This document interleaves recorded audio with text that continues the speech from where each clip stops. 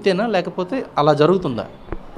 So బేసిక్గా వాస్తవానికైతే side effects అనేవి ఉండవండి హోమియోలో. ఎందుకంటే ఇది పొటెంటైజ్డ్ ఫామ్. నేను అంటే ఇనీషియల్గా కూడా చెప్పున్నాను, పొటెంటైజ్డ్ ఫామ్లో తయారు చేస్తారు. ఇక్కడ మెడిసిన్ అనేది ఓన్లీ ఎక్కడైతే ఇంబ్యాలెన్స్డ్ స్టేట్ అనేది బ్యాలెన్స్డ్గా ఉందో, అంటే ఇంబ్యాలెన్స్డ్గా ఉందో దాన్ని మాత్రమే రెక్టిఫై చేస్తారు తప్ప అంతకుమించి మిగతా పార్ట్స్ అనేది టచ్ చేయడం జరగదు హోమియో మెడిసిన్ అనేది. సో అందువల్ల ఇందులో సైడ్ ఎఫెక్ట్స్ అనేవి ఉండవు.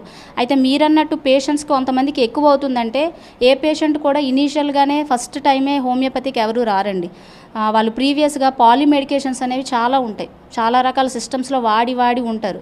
ఆ డిసీజ్ని చాలా క్రానిక్గా తెచ్చుకొని ఉంటారు. దానివల్ల ఏమవుతుందంటే ఆ మెడిసిన్స్ యొక్క బ్యాడ్ ఎఫెక్ట్స్ అనేవి పేషెంట్లో చాలా వరకు ఉంటాయి. మెడిసినల్ అగ్రివేషన్స్ వల్ల చాలా రకాల డిసీజెస్ క్రియేట్ అవుతాయి. సో అలాంటప్పుడు ఏమవుతుందంటే హోమియో సిస్టంలో ఏంటంటే, ఒకసారి పేషెంట్ మెడిసిన్ స్టార్ట్ చేసిన తర్వాత మెడిసిన్ అనేది ఇంటర్నల్గా ఉండే ఆ బ్యాడ్ ఎఫెక్ట్స్ని ఎలిమినేట్ చేయడానికి చూస్తుంది అన్నమాట.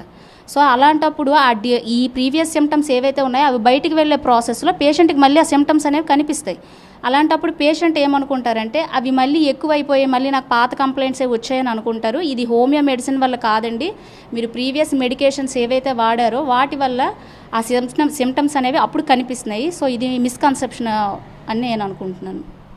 హోమియోపతి మెడిసిన్ వాడేటప్పుడు పథ్యం అంటారు కదా, అంటే అది తినకూడదు ఇది తినకూడదు, సమ్ కండిషన్స్ ఏమైనా ఉన్నాయా దీనికి? సో వీటికి హోమియోలో అనేది ఇది కూడా ఒక రాంగ్ ఎలిగేషన్ అని నేను అనుకుంటాను. ఎందుకంటే పథ్యాలు అనేవి ఏ సిస్టంలో లేవండి, అన్ని సిస్టంలో ఉన్నాయి. ఎందుకంటే సపోజ్ ఒక కిడ్నీ స్టోన్ పేషెంట్ ఉన్నారంటే వాళ్ళకి ఒక పర్టికులర్ చార్టే ఇస్తారు. ఎందుకు ఈ క్యాబేజీ తినకూడదు, కాలీఫ్లవర్ తినకూడదు, లేదా టమాటాలు తినకూడదు అని చెప్తారు. అది పథ్యాలు కాదే, ఆ డిసీజ్ కండిషన్కి మనం ఇవి తినకూడదు. అలాగే మా దగ్గరికి కూడా ఏ